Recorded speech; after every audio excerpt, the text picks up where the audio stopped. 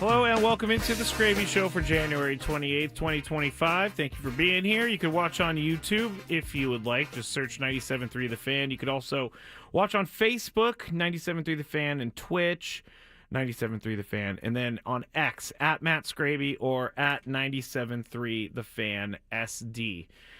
So you just heard, I was defeated in Chris's Fantabulous Sports Game Show, but today I don't feel as bad about it as I usually do.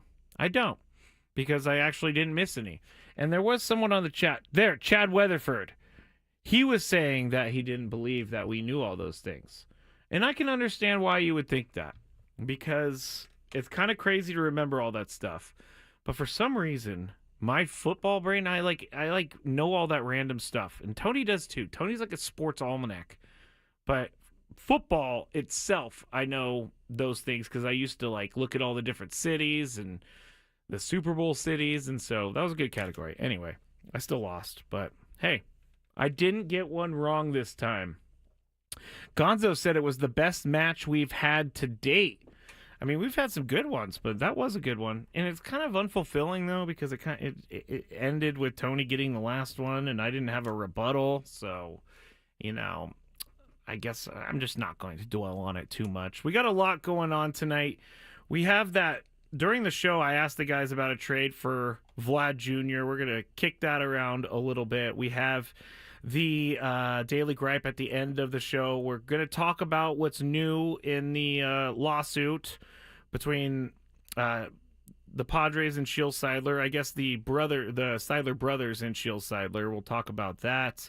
We'll also talk about in just a second. The Padres signed former All-Star catcher Elias Diaz, and it's a one-year deal for $3.5 million. So, and the deal includes an option for 2026. So, hey, we did something today.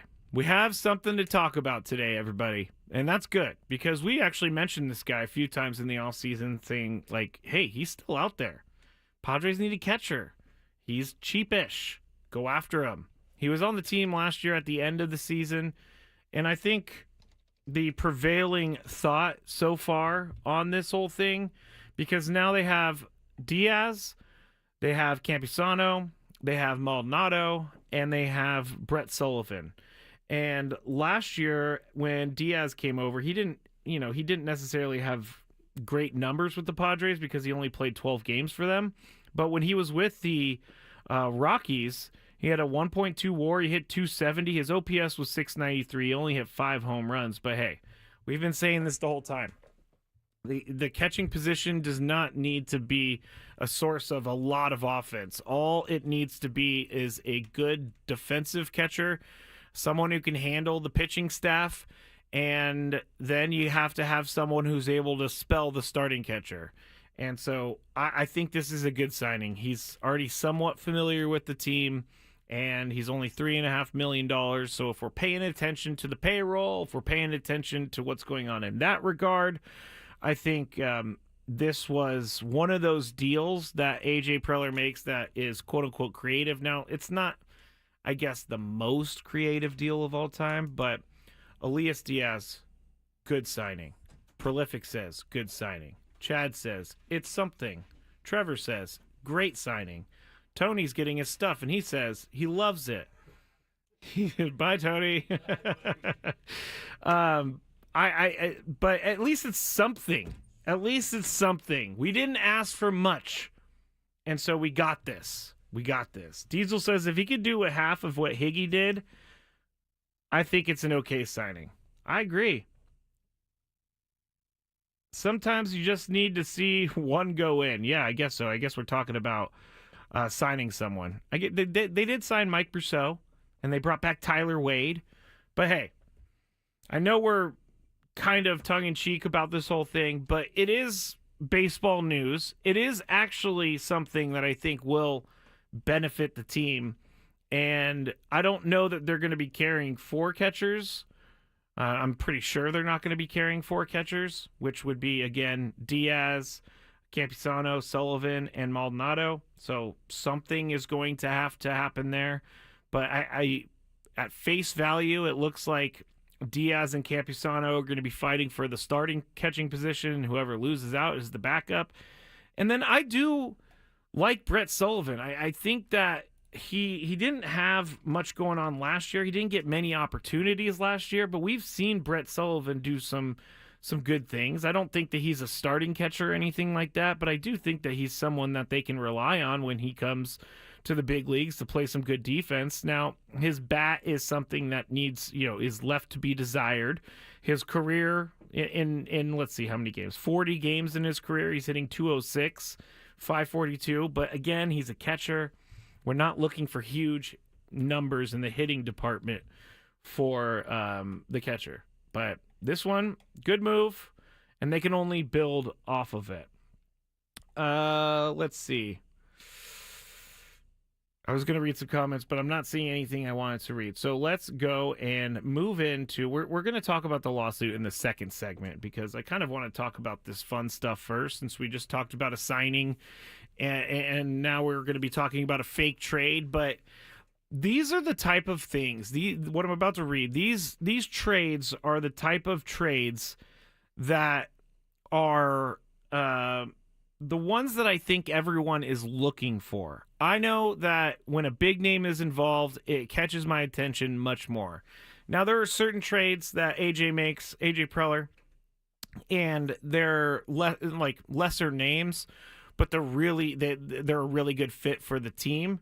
So the Athletic Zachary Reimer, because the Blue Jays are looking to offload Vladimir Guerrero Jr., has proposed this trade. And I asked the guys earlier, I'll tell you what they said in just a second. But Zachary Reimer wrote, the Padres should trade Vladimir Guerrero Jr. and give back or send back Jake Cronenworth and Yuki Matsui.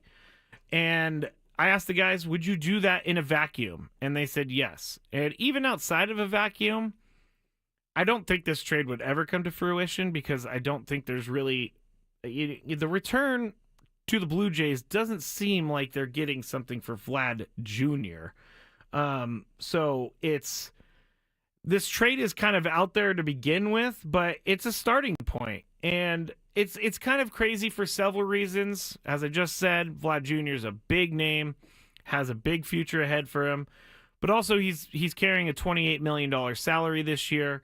So the Padres, if they offloaded Jake Cronenworth and Yuki Matsui, they would only be able to offload about $17 million. So they would have to pay that they would net $11 more million of payroll in this deal. Now, can they make other deals that will help with this sort of thing? Yes. And if I see a tweet or if I see some news break that the Padres have acquired Vlad Jr., I am in. Now, Vlad Jr., I'm going to go back to his stats real quick because he's had somewhat of an up and down career. He's had brilliance, and then he's also had, struggle, as Chris said earlier, struggle sauce years. But last year, he was really good. 6.2 WAR, 323 batting average, 30 home runs, 103 RBIs. His OPS plus was 166. His OPS was 940. And that's why, with all those numbers I just gave you, that's why I don't think the Padres are going to be sending only Jake Cronenworth and Yuki Matsui back if this deal does come to fruition. I think it would have to be more. Blue Jays are going to want more. And Vladimir Guerrero Jr. since 2019 has been one of the best power hitters in baseball. 2021, he hit 48 home runs. 2022, he hit 32. 23, he hit 26. 24, last year he hit 30. And the year that in 2021, he was, his OPS was over 1. He had the best year of his career. And then he kind of went down a little bit, hit 274 2022, 264 in 2023, but found it again in 2024, hitting 323. Again, this is a trade that is being made up by an athletic writer, but I would do this trade. Now, what other players, if we're talking about this fake trade, what other players do we think that the Blue Jays would want?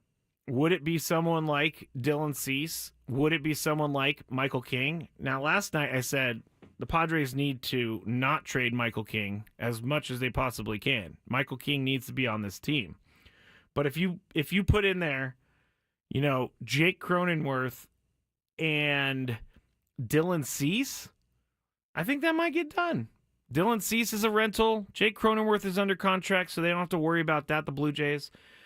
And his contract is somewhat friendly to most teams.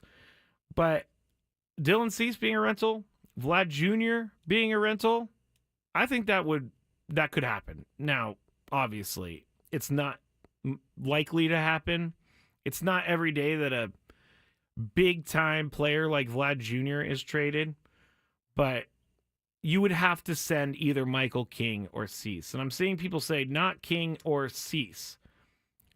I just don't know that the Padres are going to start this year with one of those guys on the roster. And the reason is not because I dislike either player, but the reason is that there are more problems that need to be fixed with the Padres roster right now than they can use their minor league system to fix it.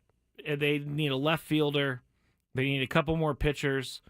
They need some bench pieces. So that's why I think that one of those two players, Michael King or Dylan Cease, would be having to be a part of some sort of deal like this. And I don't even know that the Padres are interested in rental Vlad Jr. because what's the point? I mean, you're going to offload. I guess you're offloading Dylan Cease and you're getting some value for him before he becomes a free agent. But you're not going to be able to re-sign Vlad. So if we're looking down the road, I don't think this would make sense. But for this year, I do think this makes sense. They have to do something. And hey, maybe and we've said this a couple times, but maybe they get down to the trade deadline and they're able to use, Vlad Jr. to rebuild the team or whatever. Or maybe they get to the trade deadline and they're in such a good spot that they don't want to trade anyone, like Vlad Jr. if he was on the team, or like Michael King or something like that.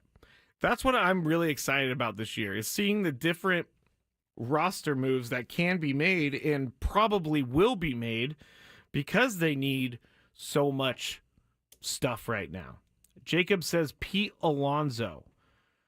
Pete Alonso, to me, I know this doesn't make me an expert, but he was on my fantasy team last year, my fantasy baseball team, and he struggled. I mean, Pete Alonso's either a home run or an out. So I don't know. Vlad Jr. to a degree is that way, but he hit over 300 last year. Not many guys hit over 300, and he had a 940 OPS. So I can't say I can't say that with Vlad Jr. But it's something that we're gonna really be covering throughout the entire season. I know that, and I know that Chris and Tony are gonna get mad at my fake trades that I'm proposing all the time. But hey, that is why it is fun. I'm seeing someone saying trade Manny, Tatis, Merrill, and Jake. No. Okay, come on. And, they're saying we need pitchers, so why trade a pitcher? We've talked about that, but I think we all know it's because those are the best value guys on the team right now. So when we get back, though, we will talk. I was talking to someone earlier today about the Padres rotation, and maybe the reason that they haven't really signed any guys is because they already have their guys. So we'll talk about that a little bit. We'll get into the lawsuit. More on the way with the Skraby Show on 97.3 The Fan.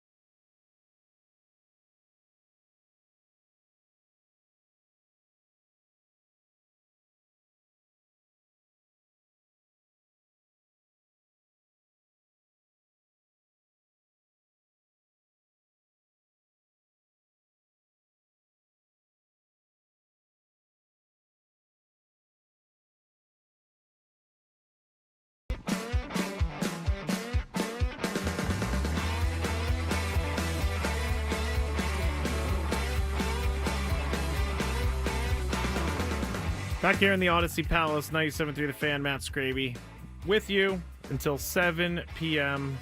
Just kind of talking about random fake trades. You know, because we haven't really got to talk. I mean, we get to talk about the roster, but we don't actually get to talk about players on the roster because there have been no additions. But today, Elias Diaz was signed by the Padres to be a catcher for them. 1 year, $3.5 million. Now, I was going to do a little bit of research there in that break, but I looked up on TV, and we have the MLB Network on in here. And during the offseason, they play a lot of movies. And one of my favorite movies of my childhood is on right now, and I got lost in it. And it's Little Big League. I hope everybody has seen Little Big League, but basically it's a story about a kid whose grandpa owns the Twins. His grandpa dies, and then he makes his grandson the owner of the Twins, and then the kid makes himself the manager of the Twins. It's pretty good. I love it. So that's what's on right now. Got lost in that for a second. And I think I'm going to have to go watch Rookie of the Year right now. Not right now, but later. Rookie of the Year was my favorite movie of my childhood. When Henry Rowan-Gardner broke his arm as a kid and then ended up being a pitcher for the Chicago Cubs. It's good stuff. Really good stuff. So don't go watch Little Big League now. Find it on Prime or something like that, and then go watch it later because it's a great movie. It's great. All right, so we were talking about all of those different roster things that are going on, Elias Diaz, all of that, and I completely lost my tab, but no, there it is. Never mind. I shouldn't have said that out loud. But this whole lawsuit thing is really bumming me out, I gotta say. And I know it is a big deal, but I'm getting, we're just in the beginning of this, and we're getting to a point where I'm starting not to tune out on it, but the back and forth is where things lose me. And I understand why there is back and forth. I understand why one side wants to defend themselves when one side also makes one side so one side says something and then the other side has to respond. That's how it works, Matt Skraby. Then the other side responds to that thing, and it just goes back and forth. It's not my favorite thing in the world. And it's also not my favorite thing in the world to see all of the different headlines out there about this situation. It's a bummer because now I'm getting texts from people across the country asking me about this whole ownership situation and asking me what happened and asking me who I believe. And the answer I give them is the same answer I give all of you. I don't know who to believe because there are things that we just don't know about. And I know I've said that 100 million times here on this show, but it's the truth and I have to keep saying it. So that's what I tell people when I tell them that, hey, that's when they ask, I just say, it's just a bummer. I just don't really want to talk about it. But the headlines I saw today were like one from Yahoo Sports. Padres ownership at odds. And then if you go to CBS Sports and you go to the Padres section, they also have an article up, and it's messy Padres family fight now includes Roki Sasaki. And the reason that it includes Roki Sasaki is because the filing that the Seidler brothers made in the Texas court said this, quote, during a crucial time when Padres management was in late negotiation stages with a star pitcher, Shields' lawsuit recklessly suggested that Matt and his brothers were plotting to relocate the Padres elsewhere. Now, that statement was given to Roki Sasaki's agent, Joel Wolf, and he said this about that statement. Quote, we knew it was an issue. The timing of it appeared oddly strategic, and I wanted to allow the Padres to deal with it first on their own terms rather than try and figure out it on our own, which they did deal with it on their own terms. So I think that this is we can't prove this. We cannot prove that this lawsuit caused Roki Sasaki to sign with the Dodgers, because I do believe, and I'm not trying to say that the Dodgers cheated. Well, okay, let me start over, rein it back in.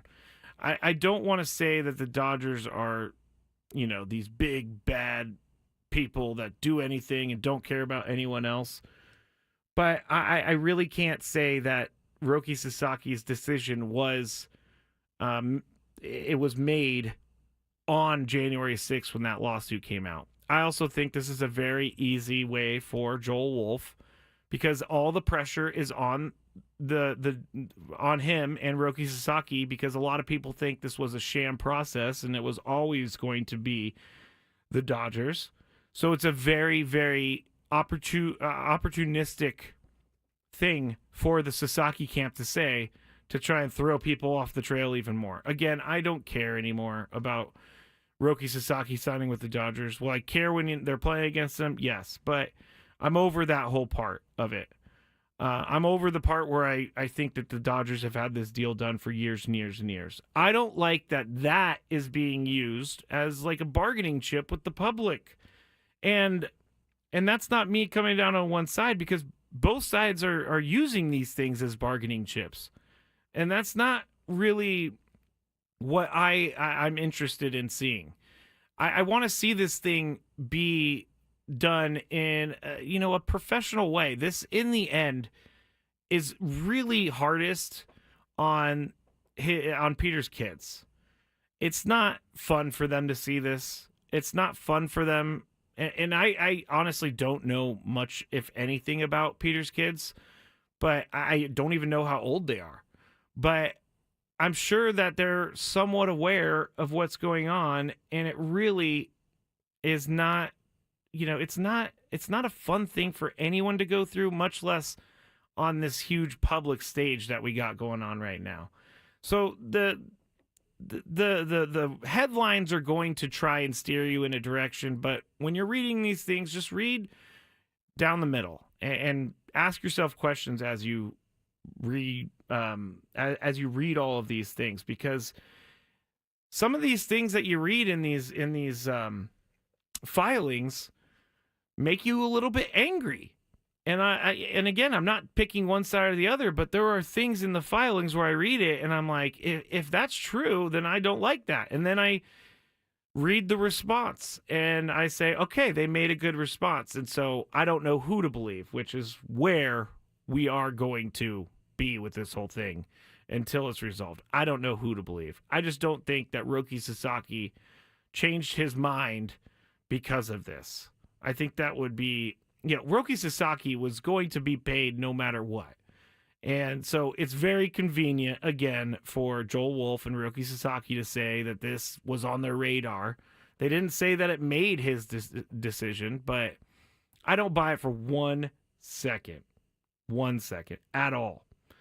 As part of the 25-page filing, Matt Seidler alleged that Shiel Seidler in October demanded $20 million in initial distributions, followed by the same amount in annual distributions, and said she received Peter Seidler's $30 million Texas ranch and more than $4.5 million in cash from trust distributions since her husband's death in November 2023. There's a lot of money on the line, everyone. And that is why this is so important to both sides. And both sides say they want to have Peter's legacy go on. Actions are going to speak louder than words. But I hope that's the case, because that's all I really care about. Like, everybody knows me. Everybody knows that I am someone who does not like big business. Not necessarily that this is big business, but I'm also someone who doesn't really give time to, for lack of a better way of explaining this, I don't want to give time to rich people fighting over rich people things. And again, this is very important for them. I'm not trying to say that it's not important and they should just get rid of this lawsuit. Whatever is happening within the people that are involved, I understand it's very important, but I just can't. I can't do it. It's hard for me to follow along with some of these things because all I really care about is whether or not the Padres are going to win a World Series, whether or not the Padres are going to be able to put a good team on the field opening day of 2025. That's all I really care about. That's all I care about. I don't really, in the end, obviously, whoever wins this, if they do take over the team, it will change how things are done, or it won't. Or it's actually going to be what everybody says, and that is for Peter Seidler to get his legacy out there. Matt Skraby needs to learn biosciences, quickly become a billionaire, then buy the Padres and win us a World Series. That would be my plan. Hey, if I'm become a billionaire, let's go. I would buy the Padres, and I would make all of the right decisions, and I say that now. And I'm sure these decisions are not as easy to make when you're actually in that chair. I know that because I used to be the guy on the radio who's like, hey, or the guy on the radio, the guy listening to his radio in the car being like, oh, I could do that. And then I realized real quick that it was much more difficult than I thought it was. Chad says if Tatis stays healthy, that could be huge. I said it last night. He needs to be healthy this year. His stats lined up with a projected, monster season last year if he was able to play all the games. And the older he gets, I think the more he learns about heading into seasons, and the more he realizes that he needs to do to stay healthy throughout the year. So I really want to see Fernando have an MVP season, which he could have had last year, but he got hurt. All right, real quick. So, you know what? Took that whole time up. On the other side, I'm going to tell you about the two pitchers that we're not really talking about to round out the rotation. And yeah, we have talked about them, but this is a conversation that I had earlier today with a coworker, and I think it's kind of interesting because we may have the pitching right in front of us. So that is what we're going to talk about when we get back on 97.3 The Fan. Ben and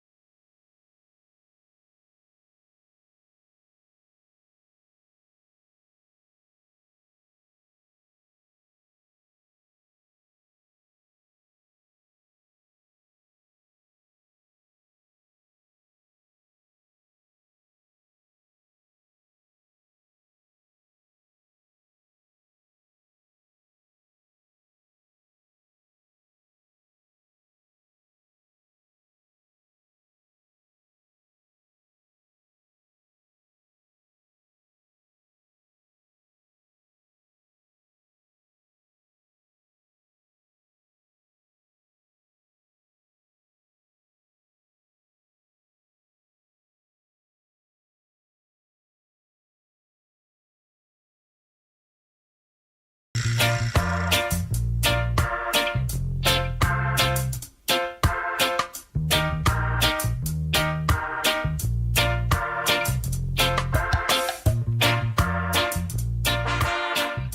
segment. Now, if you heard the show earlier, Gwen and Chris, you know that I had an incident on my dog walk today. Now, I would like to combat some rumors out there. A, I am not an angry human being. I promise you. I may sound like that at times. But if you ever meet me out and about, I'm not an angry human being. Unless you aren't someone who is able to show a little bit of sympathy. And as I was running around, chasing my dogs through the neighborhood, calling their names, it was a scene. This lady was like, hey, can you do something about your dogs and get your dogs under control? And that's when I snapped. And I said, what the hell do you think I'm doing? And I don't feel bad about this one because this lady was not nice.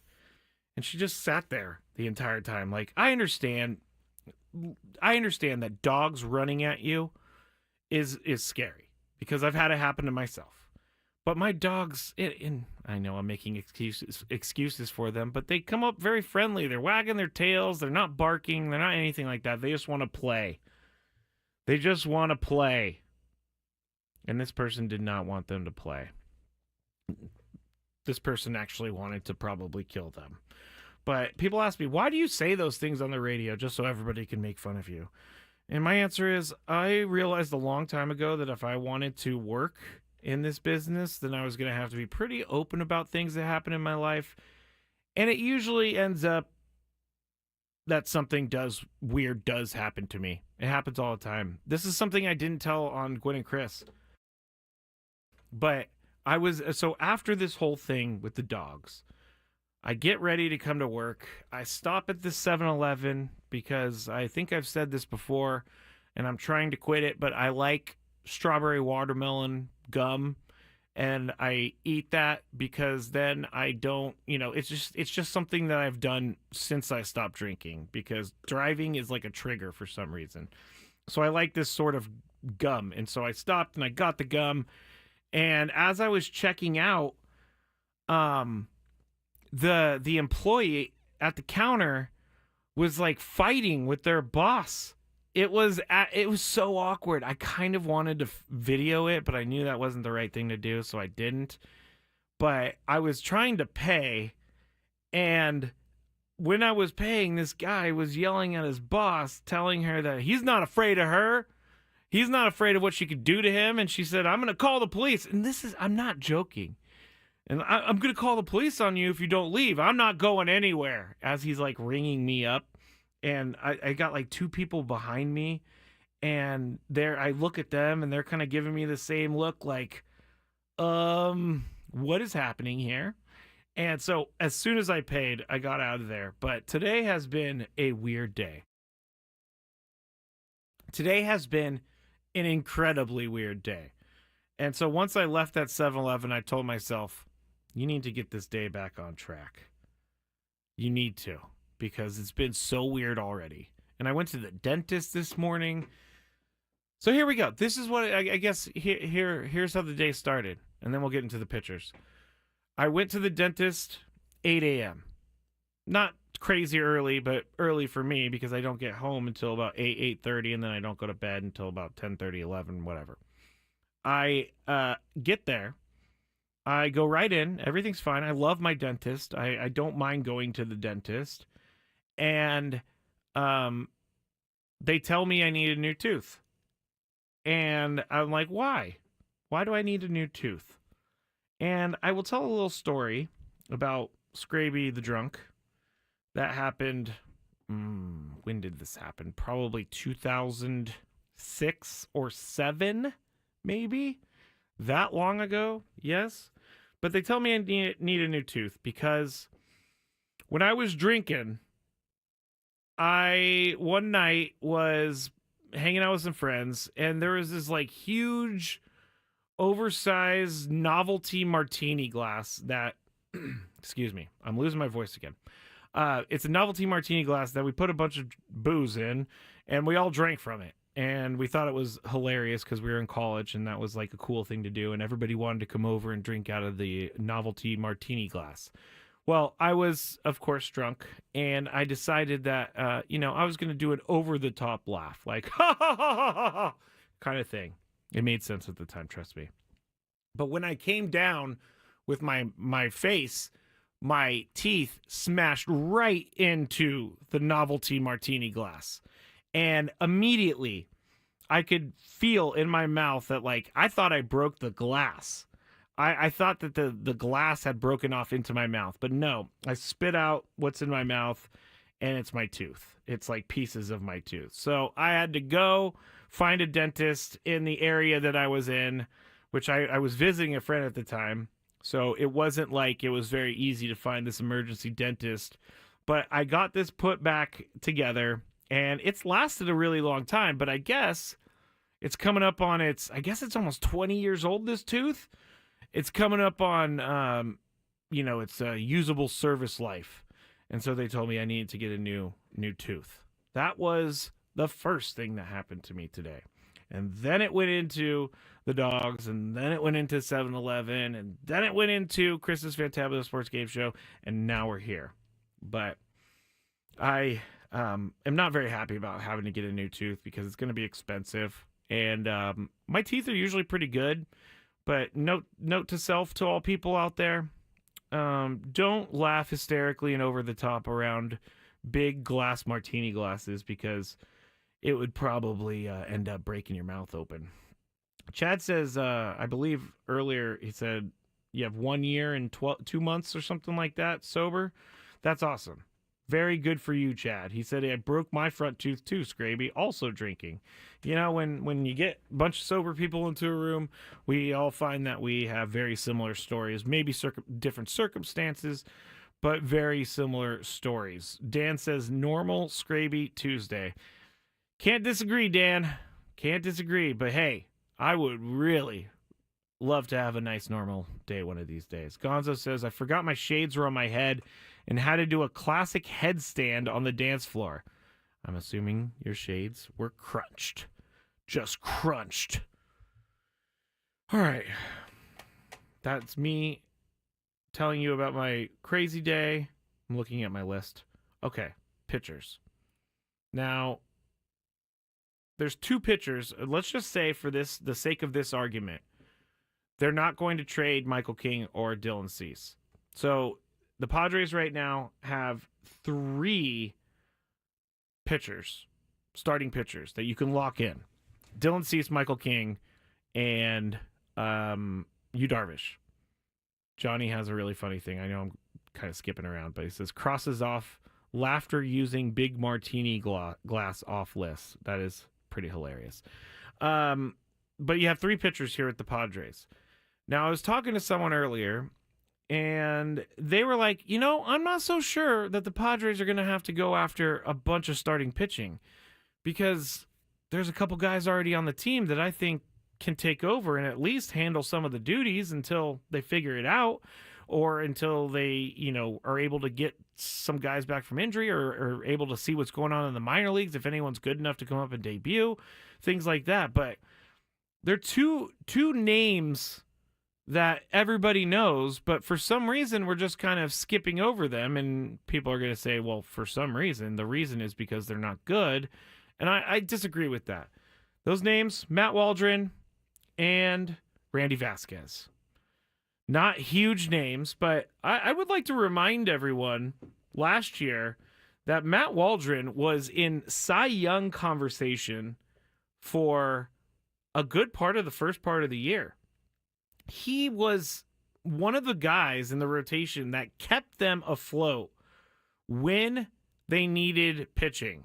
When there were certain guys, when Yu Darvish left the team and Joe Musgrove got injured in the middle of the year, they needed a guy who could step in and give them a chance to win every 5th day.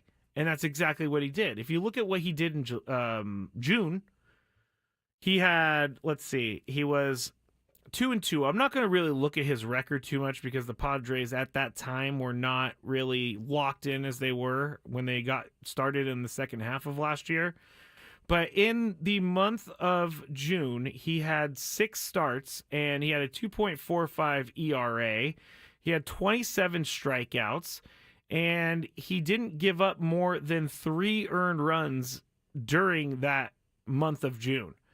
Now, I know that's just 1 month, but if you look at what he has done mostly throughout the year, I think he ran out of gas last year. He wasn't used to throwing that many innings. And so that's why they his last start before he played the Diamondbacks later on in the year was August 21st against the Twins. So that was his last start. And again, I think he just ran out of gas. But if you don't count August and September, because those are, obviously the months that he wasn't his best, he held his own. In the month of May, he had 6 starts. Going from top to bottom, earned runs, 0, 2, 1, 2, and then 7 against the Arizona Diamondbacks. I'm willing to throw that one out because it was the only aberration of all of those. And then when he started the year, he ended up giving up 5 earned runs to the Blue Jays on April 19th. But for the most part, he was really good. He didn't give up any runs. He gave up 1 or fewer runs 3 times in the first 6 starts of his season. So I think that Matt Waldron, if they use him correctly, and he's had a lot of time to work on his stuff, I think he could be a good addition. He's not even an addition. I just think he could be a good guy for a 4th or 5th spot, depending on who you have when we get into spring training. I really like Matt Waldron, the knuckleball aspect of it all. Hitters were saying last year that they've never seen a crazy pitch like that. And so I'm willing to give him another go this year and give him a good chunk of time to prove that he is the pitcher that we saw last year. He tailed off again at the end of the year, but I think they're going to maybe manage it a little bit different this year. Now, the other player that I said, Randy Vasquez. Randy Vasquez came over in that Yankees trade, and he, I think that Randy Vasquez, and I remember tweeting this, and I had a lot of people actually co-sign this tweet, but it was, I don't mind when Randy Vasquez starts. I actually kind of think that he's pretty good when he starts. And he definitely holds his own and more. And he did last year. The Padres needed a starter, and he came out, and he had some clunkers. But I think that for the most part, Randy Vasquez kept them in games. And now I'm not saying that Randy Vasquez is your lock-it-in 5th pitcher. I'm just saying that if they're not going to bring in any more starting pitching, make trades for it, if they're going to keep their guys, Michael King and Dylan Cease, and obviously Yu Darvish, then these 2 guys are, actually not terrible options. And so I think we kind of need to remember that a little bit too. I'm guilty of this all the time, where I'm not paying attention to things that I should be paying attention, things from the past. I kind of forget about Matt Waldron and Randy Vasquez, even though throughout the year they were very important for the team. I don't know that these 2, I don't know that you're going to find better options than these 2 guys on the scrap heap. You're going to have to trade to find a better option. I don't know that you're going to be able to go out there and just salvage a project and have them be better than either Matt Waldron or Randy Vasquez. So I think that when they get into spring training, we'll see how they're using them. But I wouldn't be surprised if they started the season as it is right now with Dylan Cease, Yu Darvish, Michael King, Randy Vasquez, and Matt Waldron. So those are the 2 pitchers I was talking about with my coworker earlier today, and we kind of need to remember these things sometimes. All right, I have a quick... I said yesterday I was going to bring some of the play-by-play calls I did when I was calling the high school tournament. And these are short calls, but I'm putting it up on the screen. And so people can see it on YouTube. If you want to see it on YouTube, you can just search 97.3 The Fan and go to 54 minutes in. But here is one of those calls, and it's Super Smash Brothers is what is the game that they're playing. And if you can, you're going to hear me, but I really don't know what's going on. So here is that play-by-play. Everybody fighting in the air. Right now, Mission Middle School, both of their players have all 3 stocks. Pacific Trails Middle School, their players have 2 stocks. Now Garza of Mission Middle is down to 2 stocks. And Kingman's down to 2 stocks as well. 3:30 left in this round. So I told you, short clip, but the reason that was so short is because I didn't really know what I was doing. I was trying to figure my way out through things, and I didn't know lives were called stocks. And so, looks like I'm playing something on accident. I'm trying to queue up the second one. But that was a short clip, and it wasn't very good. But here's another one, and it's also a short clip. Let's see if this one is any better. Looks like both are on the attack. There's a lot going on in the air in this match. Josiah trying to stomp someone with King Dedede. And there you go. That's my great play-by-play. I watched the entire video, and I came up with those moments. And yes, I'm too hard on myself, but I came up with those moments. I'm being asked, have I played Super Smash Bros? Yes, I used to play it way back in the day, but I haven't played it recently. And these kids were very, very good. And so I was kind of not annoyed, but I was in awe, and I had no idea what was going on. What's annoying Skraby today? Let's find out. It's time for the Daily Gripe. All right, gripe time. Real quick before we head out for the day. This has to do with my dentist appointment this morning. Not the actual dentist appointment, but my daily gripe for today is people who park far too close to the driver's side door. So I was leaving the dentist, and I was in my spot, in my lines, and I go around to get into my driver's side door, and guess what? This person literally put maybe a foot of room, less than a foot of room. So what the heck am I going to do? This is how this day started. This is why I was so angry earlier today. I ended up, now granted, if I had my old car where I didn't care about the paint job and all that stuff because it was so old, I may be a crazy person and just open up the door on the other car because you're asking for it if you're going to not allow me to get in my car. But because I am driving a new car, and it's like my first new car, basically, of my life. So I've been driving hand-me-downs my entire life. I'm trying to take care of this baby, my ride, and I crawled in through the back because I couldn't really get in on the other side either. But that was besides the point. But I crawled in through the back, and I really felt stupid, and I really, really, really wanted to write a note and say, "Hey, next time, don't park so close to people. Please," because I had to crawl in the back of my car. It's ridiculous. It's ridiculous. Don't park too close to people. All right.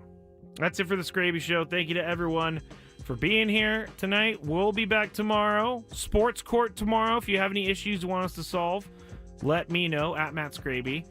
Otherwise, Ben and Woods at 6 a.m. and Annie and Nelson at 10 a.m. on 97.3 The Fan. Have a great night, everybody. Let's all smile tonight.